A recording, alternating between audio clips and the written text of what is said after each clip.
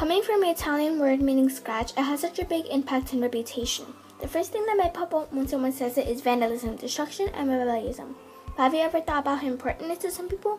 Graffiti is incorporated into our society without us even knowing it, giving out jobs, advertising, forming clotheslines, and creating hobbies. All this from the Italian word meaning scratch. Graffiti, an unauthorized marking on public spaces individually or by group. This mere marking has been called the voice of the people multiple times. But how has it earned that name? Graffiti is not just an illegal piece on a wall. Artists do graffiti for a reason. People do graffiti to show their feelings or to express what they can't say in words, like what traditional artists do. For example, a poor inner city kid can have the feeling of importance by having his piece up for everyone to see. Graffiti can also be an expression of culture, social statements, political criticism, yourself, and art. However, graffiti isn't just used for expressing. Graffiti is an inspirational piece of art that is used for many other things too, like for example, to advertise for a campaign. Graffiti is also used to inspire creations in things like computer graphics, traditional artworks, and even designs on clothing.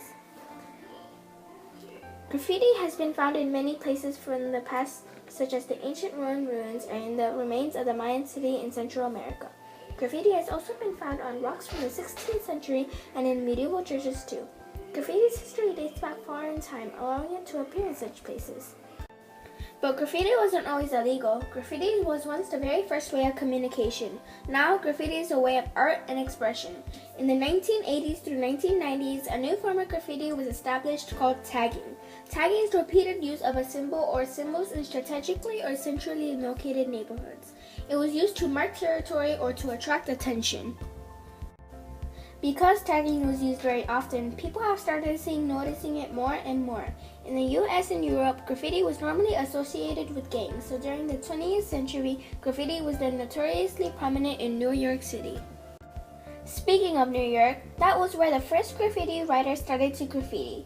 In 1967, Daryl McCray, a high school student from Philadelphia, started tagging walls to get attention of his crush.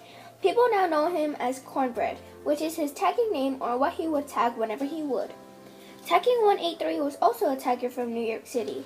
He was a messenger, and while out, he would print Tagging 183 on surfaces around the city. He soon started to gain recognition and also popularized tagging. Banksy and Pixnet were also famous artists, but instead of tagging, they used stencils and spray paint. Not all artists became popular easily though. Keith Haring and Jean-Michel Basquiat gained notoriety or a bad reputation because of graffiti at first, but then made it into successful careers as painters after. They now also transform art into mainstream artist galleries. Graffiti's bad reputation has also thrown others under the train and made them have a bad reputation too. But graffiti isn't all that bad. Graffiti can be understood as antisocial behavior used to gain attention and for the thrill seekers out there. Graffiti is just the spirit of rebellion.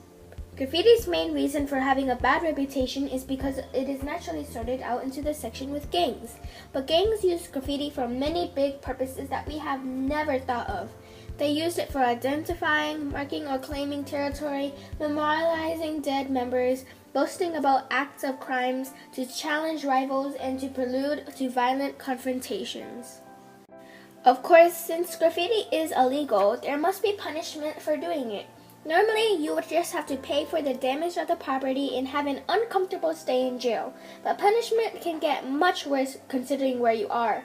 In Singapore, graffiti artists have been victims of caning or beatings with a cane. Although many people may consider graffiti as a punishable offense, some people see it as a form of public art or just continuing tradition.